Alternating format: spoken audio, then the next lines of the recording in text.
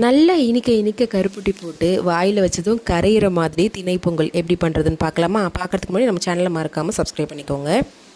நான் இன்றைக்கி 1 கப் திணை 1/2 கப் பாசிப்பயிறு எடுத்திருக்கேன். 1 கப் திணைக்கு 2 கப் தண்ணி ஊற்றணும். நான் மொத்தமாக 1.5 கப் எடுத்திருக்கேன். அதுக்கு 3 கப் தண்ணி ஊற்றிக்கிறேன். இதுவே நீங்கள் ஊற வைக்கிற மாதிரியா இருந்தால் 3 கப் தண்ணி போதும், இல்லைனா 1 கப் தண்ணி எக்ஸ்ட்ரா ஊற்றிக்கிற மாதிரி இருக்கும். ஊற்றிட்டு இந்தமாரி குக்கரில் தண்ணி ஆட் பண்ணிவிட்டு 4 விசில்ஸ் வச்சு எடுத்துக்கோங்க.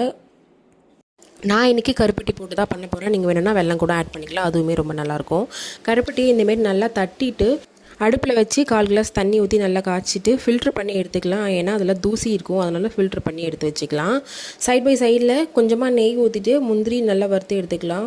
குக்கரில் 4 விசில் வந்ததுக்கப்புறம் ப்ரெஷர் நல்லா ரிலீஸ் ஆனதுக்கப்புறம் ஓப்பன் பண்ணி பார்த்தா நல்லா இந்தமாரி குக்காகி ரெடியாக இருக்கும். கொஞ்சம் கெட்டியாக இருக்கிற மாதிரி தான் இருக்கும். நம்ம பாகு காய்ச்சி வச்சுருக்கோம்ல, அதை ஆட் பண்ணும்போது கரெக்டாகிடும்.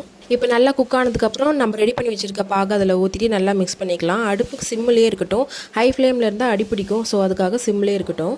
இப்போ நல்லா மிக்ஸ் பண்ணி விட்டாச்சு. இந்த ஸ்டேஜில் ஒரு 2 ஏலக்காய் இந்தமாரி தட்டி ஆட் பண்ணி சேர்த்துக்கலாம். கூடவே நம்ம நெய்யில் வறுத்த முந்திரி எடுத்து வச்சுருந்தோம்ல, அதையுமே ஆட் பண்ணிக்கலாம். இந்த ஸ்டேஜில் ஆட் பண்ணிவிட்டு நல்லா மிக்ஸ் பண்ணி விட்டுக்கலாம். ஸோ அவ்வளோதான், நம்ம பொங்கல் ரெடி ஆகிடும். ஃபைனலாக கொஞ்சமாக நெய் ஊற்றி ஆட் பண்ணி சர்வ் பண்ணால் சூப்பராக இருக்கும். கண்டிப்பாக வீட்டில் ட்ரை பண்ணி பாருங்கள். இது வைகாசி விசாகத்துக்கு எங்கள் வீட்டில் பண்ண ஸ்பெஷல் பொங்கல்.